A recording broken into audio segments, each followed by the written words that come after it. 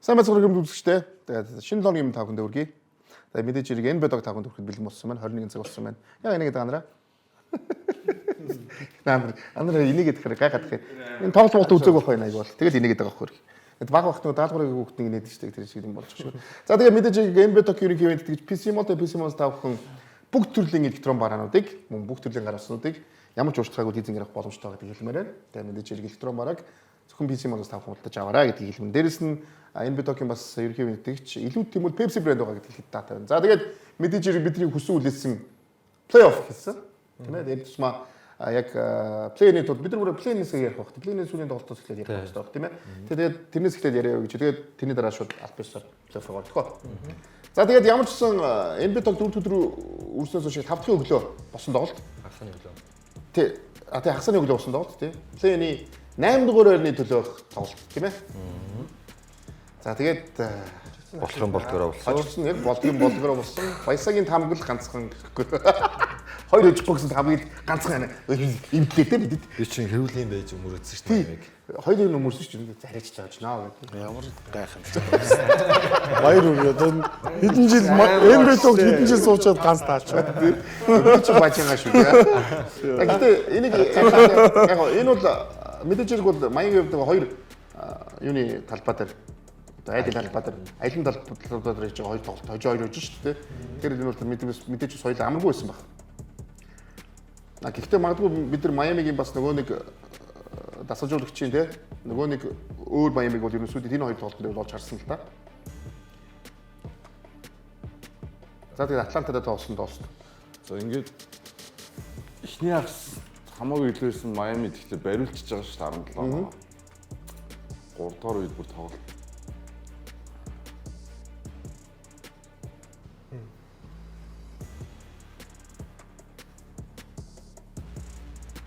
Ja, Caris Lue. Kan våga om sen då. Trey Ингээд дөрөвдүгээр Атланта бүр оноо дээр нь гарсан. Өөр тайм гарсан тийм. гэсэн шүү дээ. Хамаагүй байсан. Оба хамаагүй байсан.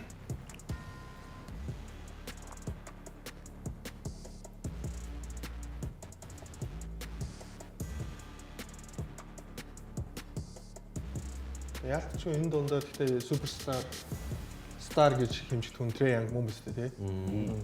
Мөн шүү дээ. Ялчгүй. Тэрийг ч харуулсан да. Ууг нь бол тийм ээ. Тий. Эндээ ууртай мардаг тий. Яа, сафи. Үгүй зөө.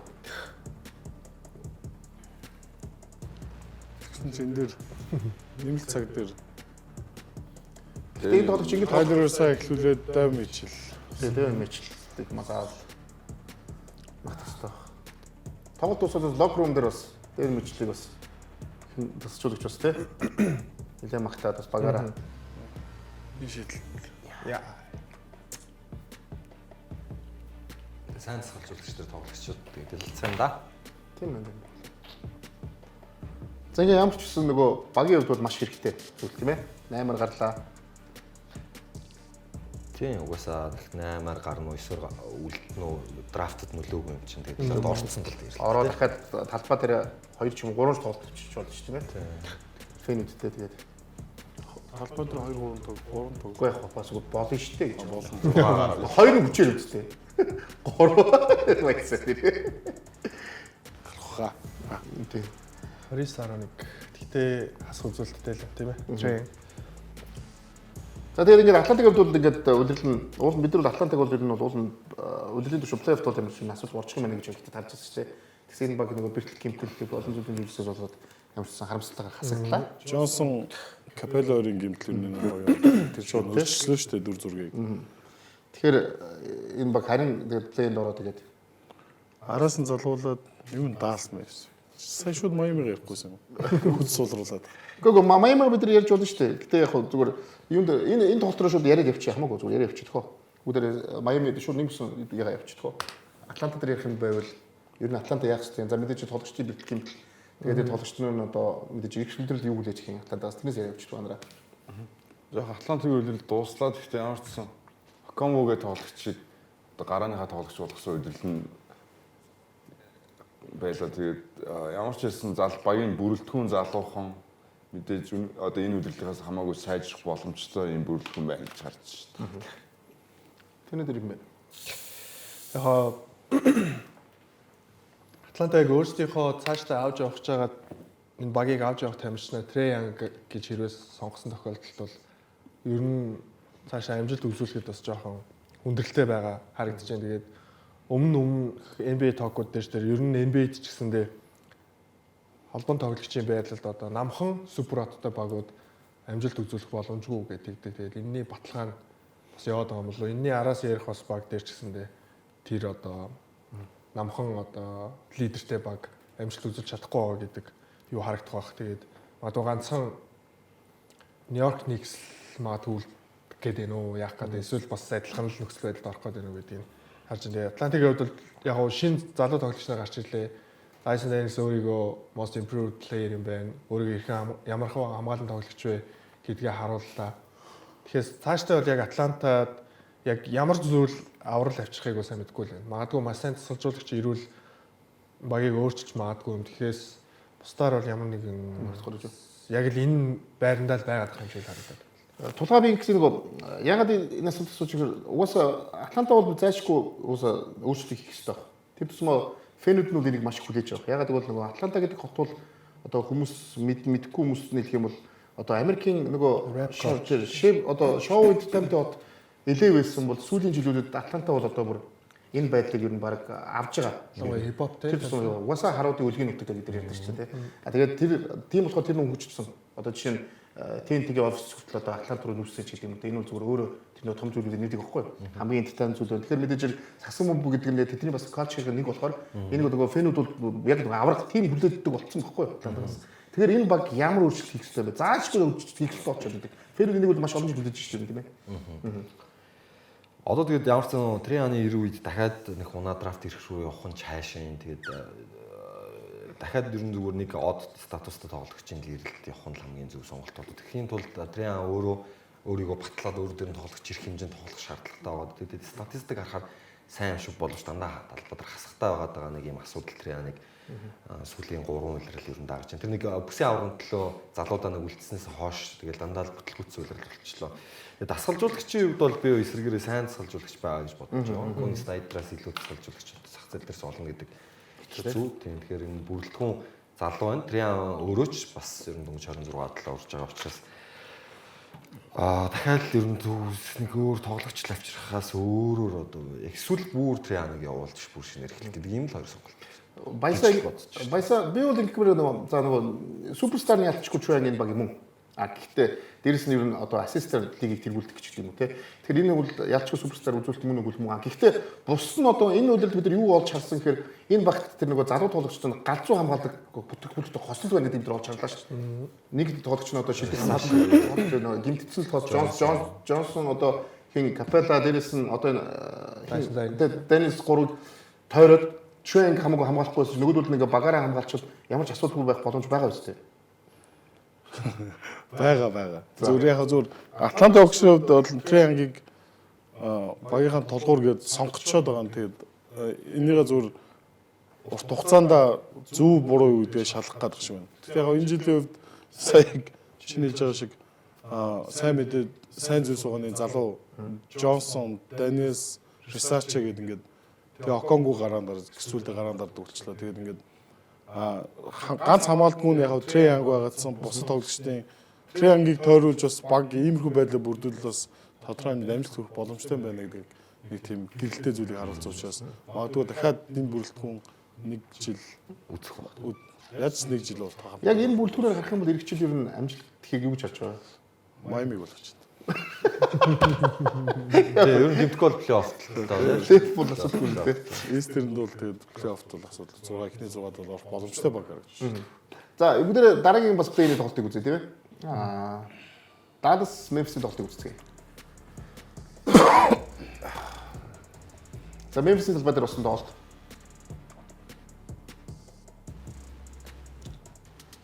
Яа ч гэсэн гэртээ харна. Азар жаагийн хөл зүгээр гэсэн тийм. Оо яа. Шинэ пүүснийхээ промошн амар хийлээ. 63. Энэ тоглолт нэр нүү өнөөдрийн тоглолт. Өнөөдрийн тоглолт байсан тийм. За тэгээ нэг стат сайн нэг бэртлүүл зүгээрсэн өмнөх тоглолт тийм. Гайг байсан тийм. Гэтэ өвчин намдагч ууж мууж тоглосон гэсэн үг үү? Тэр нь өмнөх тоглолт.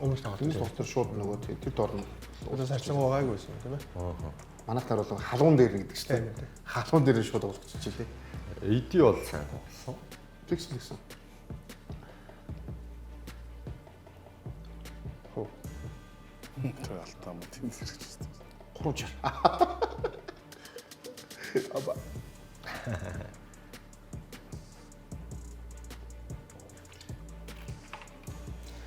What's your favorite нь Memphis байсан л да.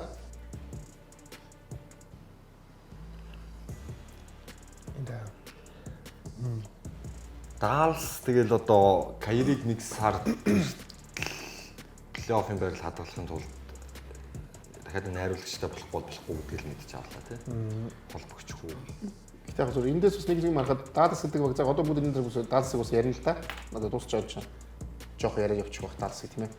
Тэгэд хэрвээ Irving үсэн бол Далс бол магадгүй баг асуудалгүй 6 дугаар байраа аваад гарчих байсан баг л та. Ер нь тийм. Тэгэхээр өстө 7-8-ын төлөө харин шал өөр багууд өрсөлдөх байсан болоо. Тэр Кайри яг өгсөн юм тийм ээ.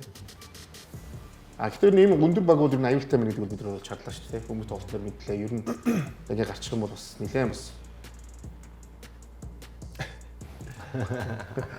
Тэгэж хараа. Мим болчихсон. Энэ үчиндээ халагдчихлоо. Гүү халагдав шүү.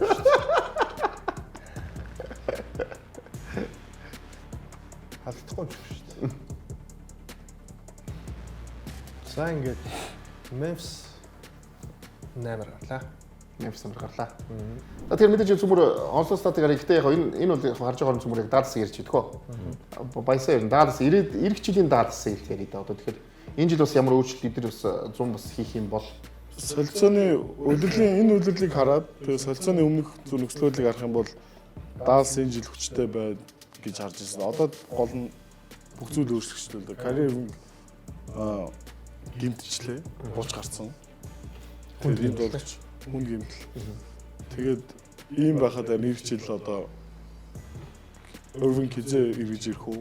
100 ямар шилжилтүүдийн багт үүсэх үү гэдгээс шалтгаална. Тэрнээс нэг солилцооны өмнө за энэ баг энэ жил харах юм бол Dallas баг хожууд хожгоор төрүүлээд чанартай үйлдэл хийж магадгүй гэдэг хүлээлт байсан. Миний хувьд бол тийм байсан. Тэгээд гэтээ тийм зүйл болоогүй. Тэр учраас зүгээр энэ зуны одоо саяхан харагддаг Nico Harris-ны хэр одоо энэ өөрийнхөө шийдвэрийг хэр цайруулж эсвэл хэр сайжруулах боломжтой вэ гэдгийг харуулах та. Юу нь бол хийж таарна. Gafford-ыг угаасаа л өндөр явуулчихсан. Одоо Gafford, PJ Washington, Najee Marshall ч магадгүй ер нь гэсэн үүргийн тоглогч дээр солио хийж таарах бах. Тэгээд одоо бол эрх үлрэлийг би Dallas-ыг амжилт гаргаж байгаагаар харж чадахгүй байгаа. Яг л зүгээр нэг үеийн New Orleans Pelicans баг л болчихно л гэсэн. AD-ийн нуруунд дээр зүгтэл нэг 9-10 дугаар байранд бичигдсэн л баг баг. Учир юу гэхээр Kyrie хамгийн хурдандаа нэг сард ирнэ гэдэг.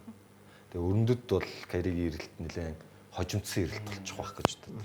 Тэгэхээр дараа жил үнэхээр нэг том од гинт сүрприз өрөөл аваад ирдгүүл юм бол нөхцөлөд хэцүү санагдаад. Тэр адилхан. Тий. Миний хэлсэндээ адилхан байна. Тэгээд ялчгүй төвдөр нь 3 одоо өндөр тоглогч байгаа ч гэсэндээ 2 нь бол ялчгүй холбоон тоглогчоос шууд хамааралтай төвийн тоглогч нар байгаа учраас гинт одоо Lively, Evan Mobley болол өөрөө давталдаг ч юм уу санаачлах нь гартаа авдаггүй юм. Ер нь эргэжил яг AD-ийн нуруунд дээр л байх юм байна. Дээрээс нь яг Dinwiddie ч юм уу Najee Marshall хүртэл одоо олбон тоглогчтой гарцсан байсан. Тэгэхээр энэ нөхцөл байдалд бол Kyrie иртэл тэснэ гэдэг ч гэсэн өөр аягүй хэцүү байх юм бол гэж хараад шүү дээ. Тэгээ Kyrie ирсэн чинь яг нэлээд хожимтгал болов гэж. Яг жилийн өрнөд бол Андраа бас яг энэ жилийнхтэй адилхан аюултай байна тийм үстэй. Тэгэхээр яг нь би зүгээр ингэж бодсон. Зүгээр уг нь Nico Harris энэ солилцоог хийгээд AD Kyrie хоёрыг энэ өдрийг дуустал хамтдан тоглохыг харсан бол яг шудраг дүгнэлт хийх боломжтой байсан баг гэж харж байна тий. Гэхдээ яг мэдээж Лукаг явуулсан юм чинь хизээж Dallas-ын одоо фэнүүд Nico Harris-ыг бол үзэхгүй тий. Тэр одоо ойлгомжтой гэх баг зүгээр сая хэлж чинь Антони Дэвис ганцаараа за магадгүй ганц нэг өөрсдөө 100 хийгээд карьерийг эртэл бага плей-оффын байрлалд чадах уугүй юу гэдэг асуудал үлдлээ. Тэгээд магадгүй бас нэг залуухан ирээдүйтэй тоглогчдыг солилцоогоор драфтаар авчрах драфтаар авах ч юм уу ийм байдлаар багт нэг ямар нэгэн байдлаар нэг тийм сэтгэл зүйн сэргээлт хийхгүй бол энэ баг ер нь уналтанд ороход ер нь ойрхон байна гэж харж байна. За бүгдээ яг Альбисогийн плейник бол ингээд дуусгая.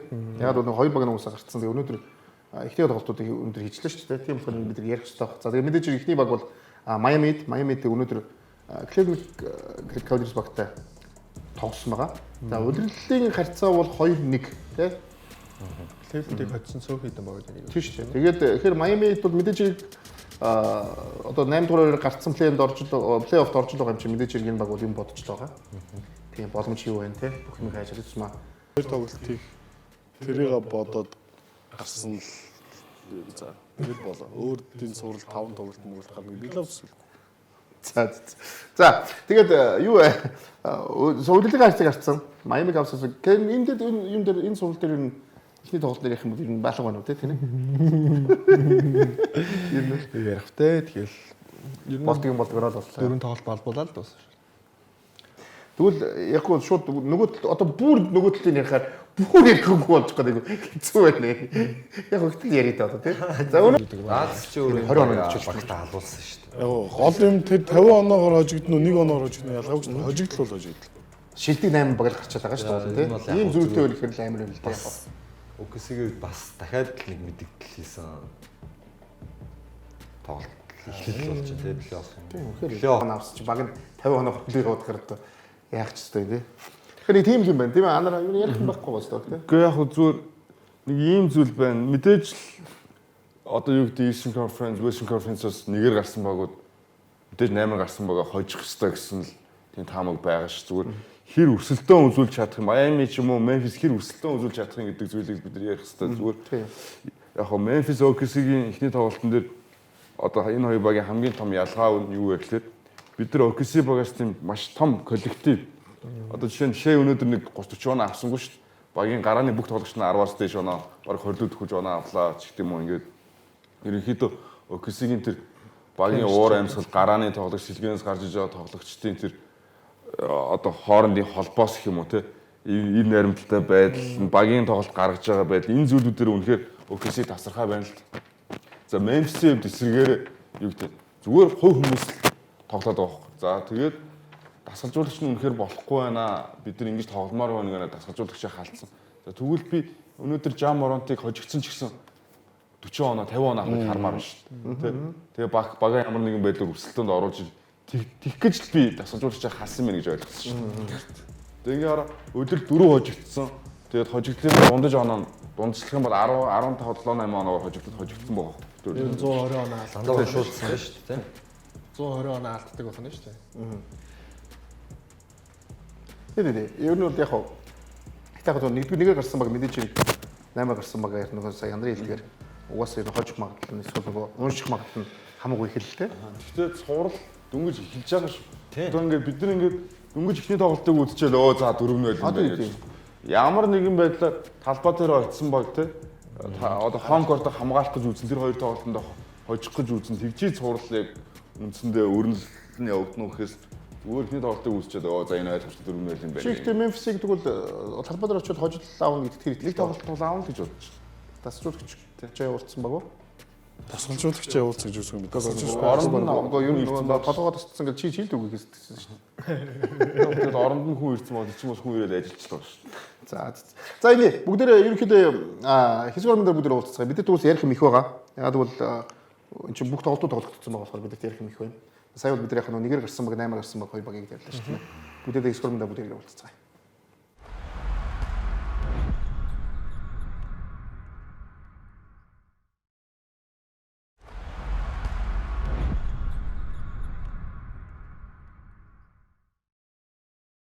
Энэ бид тогтоогоо бүх хүмүүстээ баярлалаа. Тэгээ та бүхэн энэ бид тог хүрж байгаа. Тэгээ бид нар бол даваа гариг болон бүр гаригууд та бүхэн энэ бид тог хүрж байгаа. Яг бол плей-офф эхэлсэн болохоор тийм ээ. За одоо харин цөмөр арай гоё өрсөлдөөнтэй хамаагүй өрсөлдөө гэтээ тийм сурвалжуудыг үзье гэж байна. Яг бол ерөнхийдөө 4-5-аар гарсан багууд 3-6 гарсан багууд хоорондоо маш их өрсөлдөө үзүүлдэг. Аль нь жилийг хожиж болдог тийм үстэй янараа. Тэгээ тийм болохоор тэд тоглолт үзүүлдэг хөө. Тэгээ бидний яг бүсүүлээс нь сургуулийн нэг яалтчгүй энэ мөн. Энэ хоёр таарчвал гоё ярьж ирсэн. Ер нь тий. Тэгээ энэ хоёр баг хоорондоо таарсан. За тэгээд мэдээж Индиана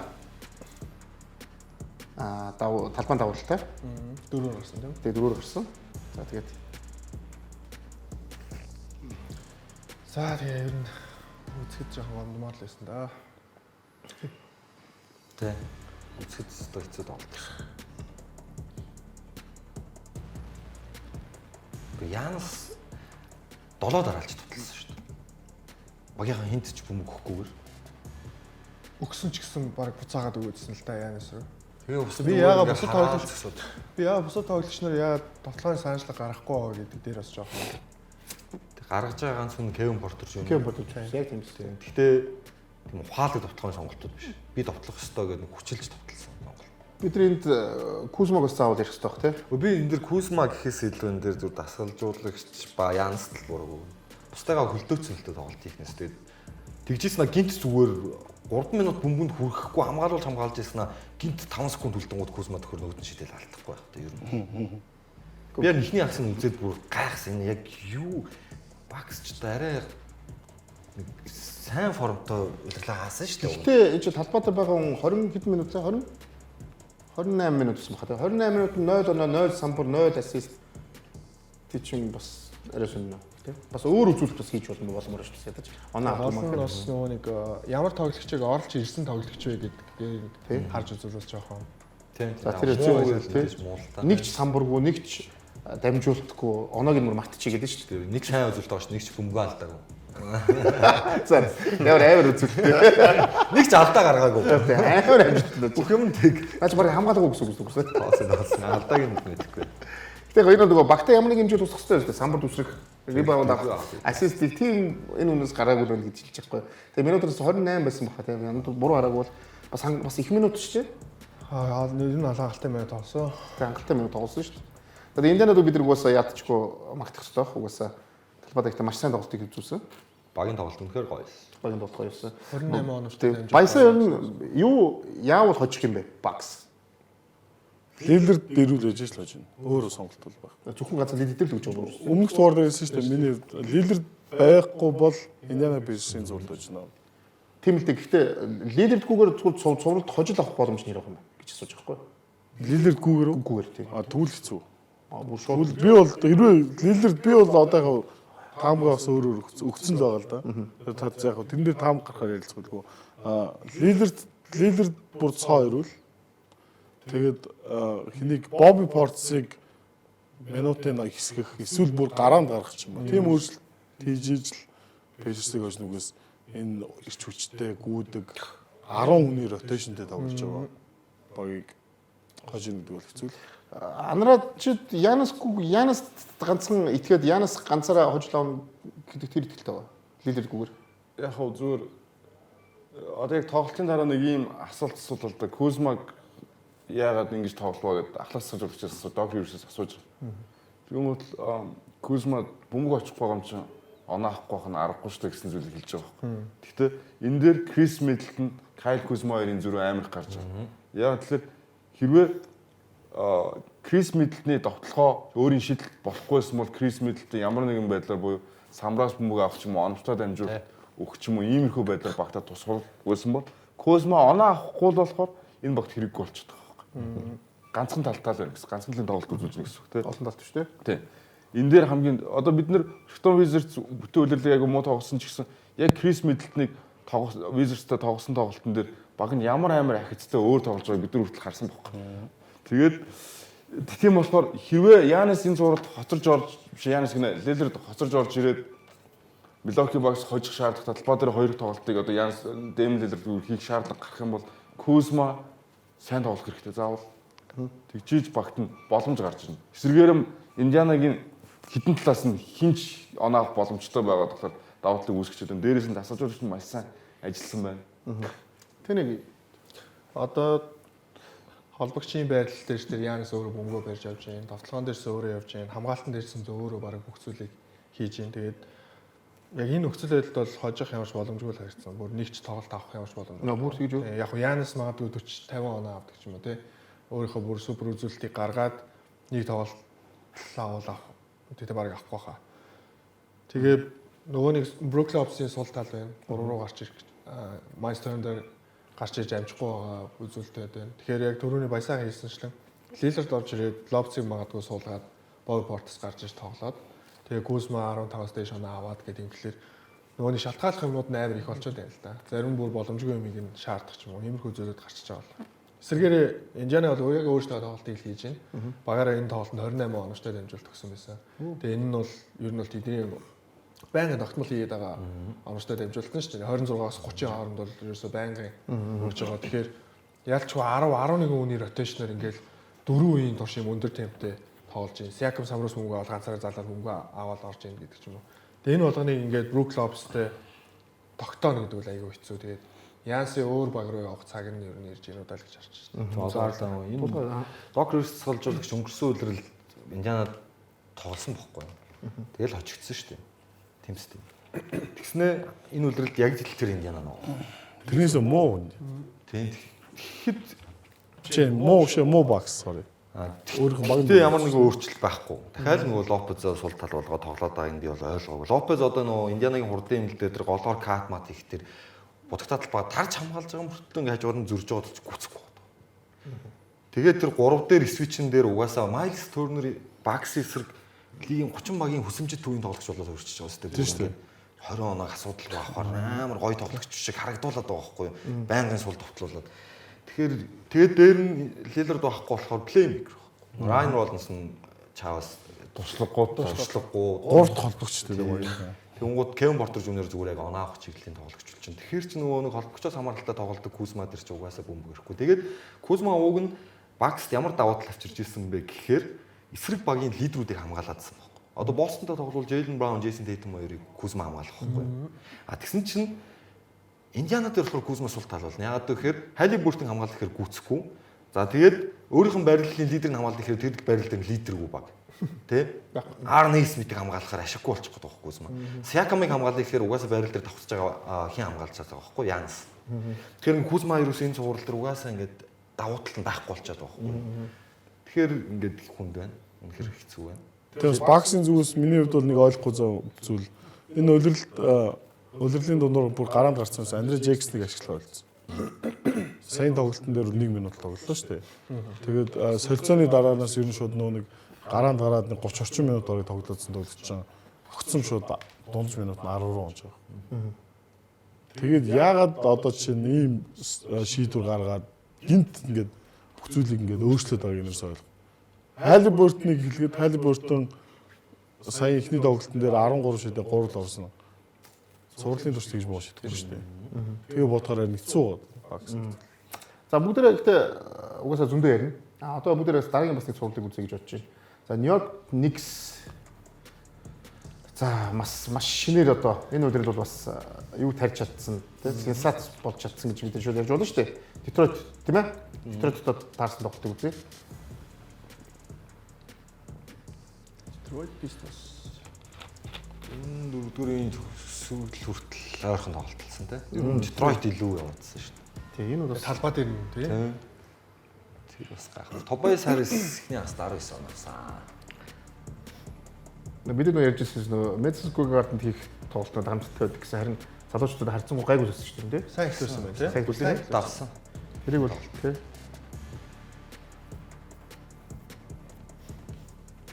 Энэ оргил явуулсан тоглолт тийм. Бизнес сайн болсон.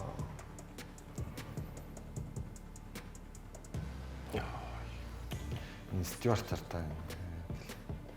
Саятай Stewart нэрээ л нөгөө яг аашигшгэ тоглолдог бол.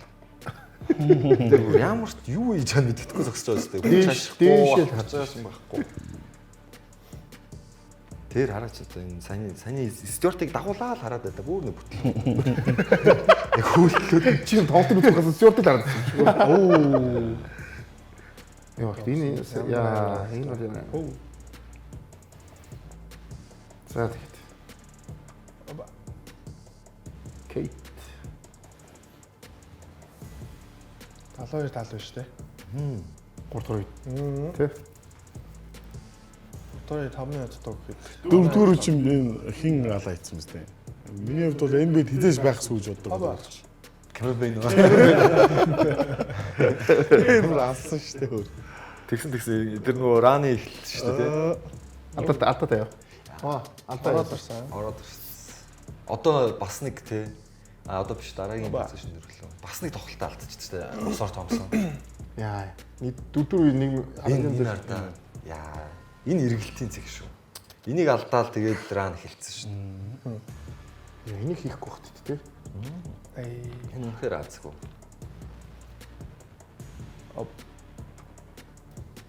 Яа. Тэр шилсэн тус класс шүү дээ. Оо. Яг энэ тоглолтыг зөв энэ бизнесийн бөмбөг алж хийцэн гэж би бол гэж бодож байна. 19 удаа бөмбөг алж. Ашлыг ч 9 удаа бөмбөг. Тэр нэг залуу багийн алдаа шүү дээ. Тийм үстэй. Залуу багийн алдаа нэг плей-офф тий. Ахны плей-офф гэхээр залуу багийн алдаа зүрмэнгөө. За бид нар энэ онцлог юмнуудыг харъя те. Оноонуудыг харцгаая. 21 25. Jalen Brunson. Яг Tobias Harris-ыг бол магтах хэрэгтэй юм те. Энэ тоглолтын дээр энэ тоглолтыг сайн тоглосон шүү дээ. Энэ плей-офф тоглох чинь. плей-офф сайн тоглох хэрэгтэй шүү дээ тийм ээ. Tobias Harris бол Туршлах байж. Заавал тоглох. Цалингийн ч утсан, юу гэж утсан. Өнгөрсөн жилийн талбай дээр чинь бас 3 4 тоглолцсон юм шүү дээ. Тийм. За тэр зүгээр энэ баг дээр бүгд ярина да. Гэхдээ энэ Детройт дээр явах уу? Детройт үстэй Нью-Йорк явах уу тэхүү? Баясаа. Детройт дээр нь хожих боломж хэрэг байна. Суралт хожих уу? Тий. Суралт ялах Суралт одоо хожил авах гэж байна шүү дээ цөмөр хожил. Яг фэврит нугас Нью-Йорк юм чинь энэ зөөр суралт бол хожил авна. Тэр нь бол ихтэй байна. Юу н яг Детройтын яг сул тал нь сэлгээний бүрэлдэхүүн яг тийм хүчтэй биш. Тэрний яг сул тал бол. Тэрний уг нь бол нөгөө талд нь яг сэлгээгүй гэдэг юм байна шүү дээ. 6 7 Тэр яг үндэ Cameron Payne бол энэ NBA-гийн карьерийнх нь хамгийн сүүлийн сайн тоглосон. Би бол тэгж л бодож байна. Тулгаагийн хувьд энэ за мэдээж бол одоо хожид бол өгж байгаа шүү дээ тий. Өгнө. Тий. Би зүгээр угаасаа Нью-Йоркийг тааруул тоглолоо л гэж бодсон. Зүгээр агуулгах үед. Яг ингээд бүтэн дөрвөн үеийг үзэх юм бол Нью-Йорк Никс жоо хангалтгүй тоглосон тоглолт байлаа. Тэгээд одоо тэр turnover-ууд бол тоглолтоос тоглолтод багасах бах. Тэгээд талбай дээр бол хожил бол хангалттай авах гэж байна. Гэхдээ яг тийм Детройт тэрнээс биш яг дараагийн шатанд гарч байгаа бол бас арай харах харж чадахгүй. Детройтын ингэсэн байсан шүү нөгөө Нью-Йорк Никсийг нөгөө билетийг авахгүйгээд бүр тэр дээр анхаарал тавиад бүр нөгөө олон билет өгөхгүй дээрээс нөгөө юуг нь хараад хайгдах зах зээл гарахгүй тоогоод гараад дээрээс нь хайгуудын хүртэл нөгөө авч байгаа билет авч байгаа хүмүүсийг хайгуудын хүртэл харж байгаа гэсэн мэдээлэл өгсөн шүү дээ. Detroit-ийн нөө. Тийм Detroit-ийн. Яг одоо түрүү жил юу болцсыг мэдж байгаа хэлээд тий. Ерөөсөө Madison Square Garden 2 байсан шүү дээ тий. Тэгэхээр талбайн давуу тал байхгүй. давуу тал байхгүй болохоор тэгээд нөгөө талбайн давуу тал бол маш чухал шүү дээ тийм үстэй анараа. Зүг. Тэгэхээр яг 6 дахь туучид ирдэг шүү дээ. Тэгэхээр яг тэр тал дээр яг юу гэж бодож байна анараа? Яг плейдийн тал дээр үү? Тэгэхгүй одоо нөгөө тийм тэр бас нэг бодлогын хувьд нөгөө хожил авах гээд бас багийн зүгээс хийж байгаа. Би бол тэрийг болохгүй л гэж бодож байна. Хин тэр тоглолт үзмээр байгаа хүмүүс плейдийн өгөлтөө л гэж бодож. Чи Детройтыг ихтэй талбай дээр яана гэж бодож байна. Яг зүгээр ийм л юм боллоо л яг Jalen Duren талбай дээр байхдаа хас 24 минут тоглоод хасах 20 гэсэн үзүүлэлтийг үзүүлсэн. Хамгийн том сул тал Duren ч юм болохоор яг л бодтой талбайд байж байгаа болохоос 3 руу гарч хүн хамгаалах ч юм уу тиймэрхүү байдлаар тоглох тийм нөхцөл байхгүй удаан л та.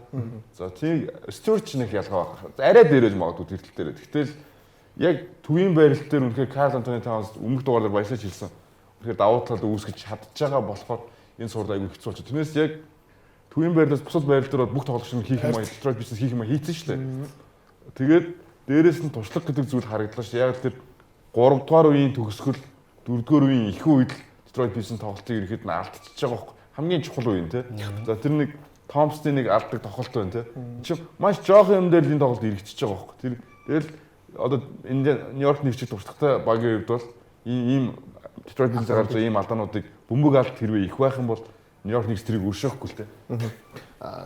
Тэнийг хувьд ер нь Детройт ер нь яавал очих юм бэ тий? Сая Андрей хэлсэн дээрс санал нэг байна. Карл Антони Таунсыг яаж хязгаарлах вэ гэж байна. Хамаг анхаарлаа хандуулах хэрэгтэй болов гэж бодож байна. Нью-Йорк Никсийн урд шугамын хамгаалагч нар ер нь бол тийм таархан хамгаалагч нар биш шүү дээ. OG Anunoby, Michael Bridges, Josh Hart гэдэг тоглогч нар байгаа. Тэгэхээр энэ тоглогчны өөдөөс сая статистик хийсэн харуул урдлын шугамын тоглогч нар бол өөрсдийнхөө авах хэвээр оноонууд бүгдийг авцсан байгааг ажлаа сайн хийсэн байгаа. Тэгэхээр тэр хамгаалтын эсрэг бол Detroit Pistons бол өөрсдийнхөө тоглолтыг алдахгүйгээр оноогоо авч чадах юм байна. Эсвэргээрээ Karl Anthony Towns яаж 30 оноо 34 оноо алдахгүй байх вэ? Тэрийг яаж 25-аас доош хязгаарлаж чадах вэ гэдэг тал дээр л илүү сайн ажиллах хэрэгтэй болов гэж бодож байна. Тэгээд 3 дугаарын 5 минут хүртэл оноо дээр баг илүү өөрсдийнхөө талбай дээр ингэж тоглосон бол Detroit бол өөрсдийнхөө талбай дээр магадгүй 2 ажилтсан авч боломжтой юм гэж харж байна. Дээрээс нь Detroit-ийн сагсан бөмбөг тэр хотын өөрөө сагсан бөмбөг чи өөрөө бас түүхтэй агуу түүхтэй авраг авч ирсэн тийм ээ. Ер нь сагсан бөмбөг нь эд оргил үедээ тийм муу байгаагүй байгаа хүмүүс учраас яг одоо энэ плей-оффт орж ирсэн гоё уур амьсгалыг гоё хотоороо мэдрээд тэр талбай дээр очих юм бол бас Madison Square Garden шиг л уур амьсгал Нью-Йоркийнхнийг хүлээх болов гэж бодож байна. Тэгэхээр би бол талбай дээр байх тоглолтын дээр бол ямар нэгэн байдлаар Нью-Йоркоос бол нэг хожиж зулгаана. Бүгд одоо юм надад болохоор Стюарт Жорданд яа Пол Ридийг ашиглаж үзэж болохгүй гэж бодлоо. Тэгээд улиралд ашиглаж исэн Фонтекиогоо ашиглаагүй. Фонтекио нуурлаг шитгэж байна. Тэгэхээр би бол тэр нь бас давуу тал авчрах байх. Тэгээд Фонтекио бол юу улирлын төгсгөлд бол би харанцаагаад жоо муу тааруу тоглолцсон шүү. Ер нь одоо байдгаас ууд очиод Италийн шиг одоо ганц хамгийн одоо гол тоглогч шүү дээ. Тэгээд энэ багт улирлын ихэнд бол аягүй сайн тоглож байсан гэж би харсан. Улирлын 20 дугаар хагасд бол нөгөө өмнөх байснаас хамаагүй муу тоглолцсон. Минут бага болцсныхтой юутай би мэдэхгүй байна л да юм. Тэгэхээр бас тэгээд энэ орточноос жоохон минутын улам хагасдаа л байна тийм. Би сайн нэгтэл ямарс гинтлгүй л байгаа юм байна. Тэгэхээр дараагийн цувралын тоглолтууд дээр таны нөгөө асуултанд хариулж штэ. Нэгс хожих боломжийн талаар. Бүгдээ бол буцаад ингээд за чөлөөтэй хэлсэн шүү. Заавал би тэр их заахгүй тийм. Нэгсэл бүгд нэг сая удаа ерөнхийдөө анзаархад яг өөрийнхөө гаргасан тоглолтыг харьцангуй favorite баг нь бол Никс. Гэтэ Никс харьцангуй муу тоглолтоо гэж ярьж штэ. Өөрийнхөө талбай дээр. Тэгэхээр Никс ер нь цааштай ер нь яах вэ? Юугаа өөрчлөх вэ? Тэрийг цаашд нарийн. Никс юу Никс одоо яг үү Хүзэр байхгүй шүү дээ. тийм нэг л хүзэр байх. Хүзэр байхгүй шүү дээ. Хоёр хожсон. Зүгээр одоо зүгээр Никсийн зүгээр байнга анзаарч авах хэрэгтэй зүйл бол Кэл Канемиг яаж хязгаарлах вэ гэдэг. За эхний тоглолтын дээр тэг Канем 21 довтлоод 8-ыг оруулдаг ч юм уу. Тэгээд 6 удаа бөмбөг алдсан гэсэн. Яа Канемд ойлгомжтой Бриз, Өвжааноо би хаарч хинтэж туусан хэцүү оноо ойлгомжтой. Би тэгвэл ийм асуусан нөгөө 19 бөмбөг алдсан гэж хэлж байгаа тийм. Энэ бол залуу тоглогчдын юу бах тийм. Нөгөө алдаа гэж бид нар шууд ярьж болох л та. Дээрс нөгөө дарамт Madison Square Garden-ы дарамт гэл зөндөө юм орж ирэх бах тийм. Эсрэгвагийн сайн хамгаалч гэж байна шүү дээ. Тэгэхээр энэ тал дээр ер нь залуу тоглогчдод өөрчлөлт гарах уу? Ер нь эсвэл энэ цаашаа ер нь хэр яах вэ? Яг зөв залуу тоглогчдод гэжтэй. Кана юм ч бас тэгэл бас одоо гоё юм дээр иржлээ шүү дээ. Тэгээд энэ үлрэлт өөрийгөө хин гэдгийг харуулж тийм. Би бол цувралд бол Pistons шүрдүүлэхгүй гэдэгт бол итгэлтэй. 5-аас 2 хожно гэдэг өгсөн байна. Ямар ч сан тэгээд 2 хожоод бизнес ирээд ирчлүүд гоё суурд сууж. Бид энэ суурд бол сонирхолтой физик, бие хүчтэй одоо Isaiah Stewart яаж галзуурхныг хармаар байна. Тийм хизээ зодоо хизээ хөөгдөх нү гэдэг. Тэгээ хизээ нөгөө нэг Никсийнхэн бүр ингээд гарааны 5 45 зарим нэг тоглогч нь 48 огт суухгүй сэлгэнээс нэг юм хоёр Mitchell Robinson нэг л бараг хишгэлцэн. Тим тоглолт хизээ гарах вэ гэдэг надад их сонирхолтой. Одоо Alice Stewart бол талбайд гараад Karl Anthony Towns-д зодтолох хэрэгтэй байхгүй тий. Тэгэл хоёулаа талбайгаас хөөгдөөл тэгэл Mitchell Robinson гараад Jalen Duren чинь давуу тал болж эхэлнэ шүү дээ. Өөртөө ажиллаж амар тактик байна тий. Бурхан минь. Stewart тэгжэл багтаа туслана шүү дээ. Тэр хүн тэр алаад ингээд тохиолдоо барь бөмбөгөө өгчий гэх тийм байхгүй зү тий. Надад өгчий би тоглоодох тийм байхгүй стандараа. Тийч хэлнэ шүү дээ. Өгөхгүй шүү дээ. Надад өгчгөө би тоглолчий гэдэг юм гол өөдөөс нөгөө бөмбөг зарчаа чи яахгүй яах юм бэ гэж ирээ заслан тавьчих. Цог дээр дараагийн цогтыг үзье. Энэ бол самбар авч. Гэхдээ саяны бас тактик ер нь бол их хоног энэ хоёр ливт их хоног энэ авлаа шүү дээ. Үүргийн тоглогч нар үүргийн тоглогч нар нь юмсан тоглогчноос илүү дэлхийн оноо аваад байгаа юм л та. 18 давтлаад 10. Jalen Brown хаана гэхгүй. Болж шүү дээ. Багаараа очиж чинь тийм. Багаараа аяг мундаг гэж биелээ да. Нөгөө талын бид нар харахаар тэр он авсан 3 тоглогч нь 100 оноо тавьж байгаа. 51-ийн давталгааны авалт. Энэ дээр бид нар ярилцгийг бодлоо. Яг өнөөдөр бол яг за Orlando Magic бол угаасаа улирлын туршуул энэ бит токен зүгээс бол юг авсан. Тэр нэг уусаа дээгүүр явсаргал дууссан шүү дээ. Битлэгийн дуулнаас сайн байгаа гэж ярьсан тийм. Сайн байгаа. Хоёр бас маш хэрэг бол хоёр тоглогчоо битэл алдсан. Дүү Вагнер болон Кин хоёрыг Jalen Sachs хоёрыг алдчихлаа тийм. Тэгээ Sachs байхгүйгээд энэ бол ганц оноо авах нэг том юм алга болчлоо. Юу яачлаа бид нар бас холбогч бид нар одоо 3 дахь доо багийн Урд шугамын хамгийн ихний нөгөө хамгаалтыг авч байгаа тоглогч тэгээд дээрээс нь холбогч. Тэгэхээр Орлондо дээр бүгд юм яриад хөө. За тэгэхээр анараас эхлэхгүй. Ер нь Орлондод ер нь өнөөдрийн зөв тоглолтын ихний ахсыг харахад бол бас Орлондод бас нэг хоёр тоглолт тоожчих тийм юм бол харагдсан л та зөв тоглолтыг харах ихний зөв юу харахад. Тэр нэр би тэгж хэлсэн нөгөө ихний ахсыг харахад бол 3 4 дээр ялтчихгүй тэгээ нөгөө юу гараа явчих. Тэгэхээр боломжууд ирэх бол хожил авах. Тэгээд ингэсэн 1-2 тоглолт авах гэсэн юм эсвэл 1-2 дахь үед л хожиж болно гэж ярьсан юм. Талбай дээр очиод бас юу авах. Би боломжуудыг одоо гаргаж ирж байгаа юм бэ тоо. Тэгэхээр анараа ер нь Орлондо яах хэрэгтэй бай цаашаа. Вагнер, Банкер хоёр нийлээд 60 оноо, Багаараа 86 оноо буюу тэр хоёроос өөр 10-аас дээш оноо авсан тоглогч байхгүй. За Орлондо Мэжикийн хамгаалт муу байсныг өлөөгүй. Босон Селтикс 103 оноо алдчихаар тэрнээс дээш оноо авч иж хожих гээд байгаа байхгүй 104 оноо авч хожих гээд байгаа. Тэгэхээр 86 оноо авсан биз дээ. Тэгэхээр ямар нэгэн байдлаар Сэлгэнээс болон Банкер, Вагнер хоёроос гадна энэ багт оноо авах дээр туслах хүн хэрэгтэй байна. Тэр нь Вендел Картер Жуниор муу юм уу биш юм уу? Өнөөдөр 4 оноотой дуусглаа. За тэгээд гараанаас гарсан холбогч нь 26 минут тоглоод ерөөсө 2 хоногтой дамжуулт нэг ч оноо авсангүй ч гэдэг юм ингээд нэг л шидсэн. Тийм нэг л шидсэн бохоггүй Корижос. Тэгээд ингээд харахаар яг өнгөрсөн жилийн Орлондо Мэжик ерөөсө сайжраагүй байна. Ялангуяа товтлогоон дээр. Ямар ч боломж харагдахгүй. За энэ яагаад боломж харагдахгүй юм гэж хэлж байгаа юм гэхэлэр за өнөөдөр Джейсон Тейтем, Джейлен Браун хоёр харьцангуй муу тоглоход Дерек Вайт 30 оноо, Причер Сэлгэнээс бараг 20 гаруй оноо аваад ингээд багийнх нь 1-2-ын тоглолт болохгүй бол нөгөөдөл нь бага оноогоо явуулдаг ч юм. Өнөөдөр Порцингс гараанаас гараад ч гэсэн 10 оноо авч чадсангүй шүү дээ. Гэдэг ч юм уу ингээд заримын тоглолт болохгүй болгонгууд тим ротейшн тим дип байгаа байхгүй. Үнэхээр сайн ротейшнтэй баг болохоор яаж юм хэлээ. За зарим нэгнийхэн тоглолт болохгүй бол өөр нэг нь орж ирээд багийнхаа эсрэг оноог явуулдаг ч юм уу. Иймэрхүү байдлаар Орлондод бол ямар ч тийм боломж байхгүй. Банкеро, Вагнер хоёр л сайн тоглохгүй бол энэ баг хожих ямар ч боломж гарч ирэхгүй юм байна. Харагдлаа шүү дээ. Тэнийг юу байл та би ч чамс өөр өссөн гэж бодчих. За. Өөр өсвөлтэй. Өнгөрсөн жилийн авраг баг Бостон. Тэгээ чамд өнөөдрийн тоглолтыг үзээд шүмжлэх юм юу байсан бэ? Өөр хий баг дээр дэмждэг баг гэж. Яг мэдээж багийн лидерүүд байлаа. Тэгээ лидерүүд 17 оноо ч юм уу те.